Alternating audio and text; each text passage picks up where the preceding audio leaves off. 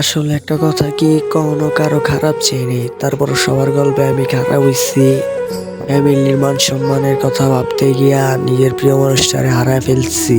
আর নিজের প্রিয় মানুষটারে হারায় ফেলছি কি একটা যন্ত্রণা, মানে নিজের প্রিয় মানুষটারে হারানোর যে একটা যন্ত্রণা, এই যন্ত্রণা হয়তো সবাই বুঝতে পারে না, কিন্তু যাদের হারায়, মানে যার হারায় সেই বুঝে কেমন লাগে।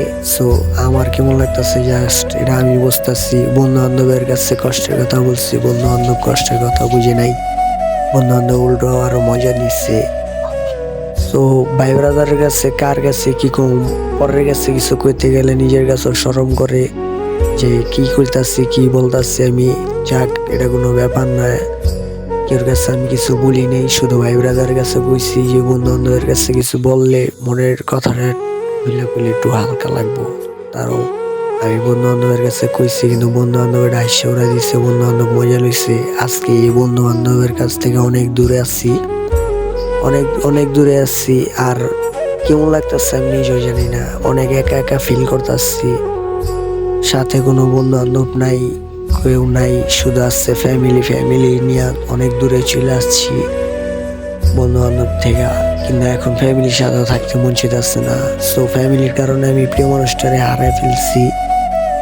আমি আমার ফ্যামিলিকে বলছি, আমার ফ্যামিলির মান সম্মানের কথা চিন্তা কইরা আমার এমন এক পরিস্থিতিতে, এমন এক চাপে ফালাইছে আমার আম্মু।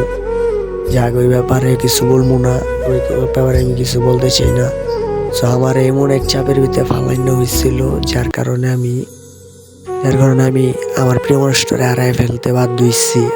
তারপরও আমি আমার প্রিয় মানুষটারে বলছি, শেষবারের মতো যখন ওর সাথে কথা হয়েছে, আমি আমার প্রিয় মানুষটাকে বলছি যে দেখো জান, মানে মনের ভিতরে অনেক কথা ছিল, বলতে পারি নাই। বহুত দিন ধরে তার সাথে কথা হয় না, আমার মাথা ঠিক ছিল না। হঠাৎ এর মধ্যে উনি আমার মেসেজ করছে, আমার মাথার মতো ঠিক নেই, মনে যা ছিল আমি সব খুলে কয়ে দিচ্ছি। সো আমি মেয়েটাকে বলছি, জান তুমি যাও না, তুমি আমার ছেড়ে যাও না, তোমার আমি ছাড়া বাঁচতে পারবো না, তোমার ছাড়া কেমনে থাকবো।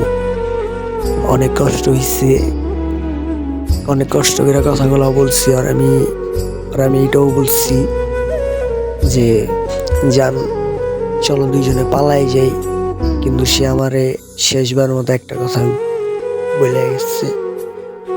শেষবারের মতো আমাকে একটা কথাই বলছে যে না জান, আমি তোমার সাথে যেতে পারুম না, কারণ ওই ছেলেটা আমার নিয়ে একটা স্বপ্ন দেখতেছে, ঠিক আছে, আর আমি চাই না ওই স্বপ্নটা ভাঙতে। তুমি নেশা নিয়ে ভালো থাকো, আমি তো ভালো করতে পারলাম না, যাক কোনো ব্যাপার না। একদিন ওই মেয়েটি আমার বলছিল, এক হাত মসজিদে দিছিল আর এক হাত ওর মাথায় দিছিল, দিয়া বলছিল যে জান তুমি আমার কথা দাও যে আজকের পর থেকে আর কখনো তুমি নেশাবানি করবা না, ঠিক আছে, আর যদি নেশাবানি করো তাহলে তোমার খবর আছে, মানে অনেক কথাই বলছিল। যাক, তারপর আমি নেশাবানি ছেড়ে দিচ্ছি। হঠাৎ এক অনুষ্ঠানের ভিতরে আমার ভাই ব্রাদার আমার সাইডে না ডাইকা বলতেছে যে কি বন্ধু, আপনার কোনো খবর নাই, এটা কোনো ঠিক না। আপনি মামা একদিন আমগো কি করছিলেন যে মায়া মানুষের লগে যে প্রেম করবে আমগো গ্রুপের থেকে বেড়াই যাবি, গ্রুপেতে চলে শুধু নেশা চলবার কিছু না। আমি বলছি মামা আমি একটা ভালো রাস্তা খুঁজতেছি, তাই আমি ভালো হইতে চেতাছি, মায়েরা লয় আমি প্রেম করতেছি, মায়েরা আমার ভালো করতেছে, কিন্তু আমি ওর কথা দিচ্ছি আমি কথাটা রাখতে পারো, আর কথাটা আমার রাখতে হবে, আপনিও কথাটা আমি রাখতে পারলাম না। পরে কইলো আমার এই বন্ধু বান্ধব আমার দুইটা অপশন দিচ্ছে, হয়তো ওই মাইয়া মানুষ ছাড়তে হইব, নাহলে বন্ধু বান্ধব। তো এমন পরিস্থিতিতে পড়ে আমিও আর কিছু কইতে পারি না। কাল আমার সঙ্গে দুইটা বন্ধু বান্ধব ছিল, ওরা আবার বলছে আজকে ওরা হয় ভালো হইতেছে, কালকে ওর দায় দিয়ে ওর বদলে আমরাও ভালো হইতে পারি, ওরই ছিলে আমরা ভালো হইতে পারি। সো আর এই দোষ দিয়ে লাভ নেই। পরে যাক, কোনো ব্যাপার না, এইসব ব্যাপার বাদ দিয়ে এইসব ব্যাপার পরে ঘুমিয়ে আরেক সময়। কিন্তু একটা কথা কি ভাই, নিজের ফ্যামিলির কথা চিন্তা করে যদি প্রিয় মানুষটা হারান, ঠিক আছে, কখনো ভাই সুখী হতে পারবেন না, কখনো না, জীবনও সুখী হতে পারবেন না। কারণ মানুষটারে ছেড়ে দিতে পারবে না। আমার ওই প্রেমিকা, মানে আমার এক্স আমাকে বলছিল যে জান, আমার পুরো ফুল কনফিডেন্স আছে যে তুমি আমাকে ছাড়তে পারবা ঠিকই, কিন্তু কখনো ভুলতে পারবা না। আসলে এই কথাটা বাস্তব, এই কথাটা আমি এখন প্রমাণ পাইতেছি।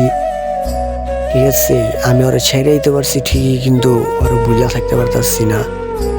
আর ও আমাকে একদিন বলছিল যে নেশাবানি করতে না কিরা কাটাইছিল, আর শেষমেশ যাওয়ার কালে আমার এটি ভুলে গেছে তুমি নেশা নিয়ে ভালো থাকো, আমি তো তোমার ভালো রাখতে পারলাম না।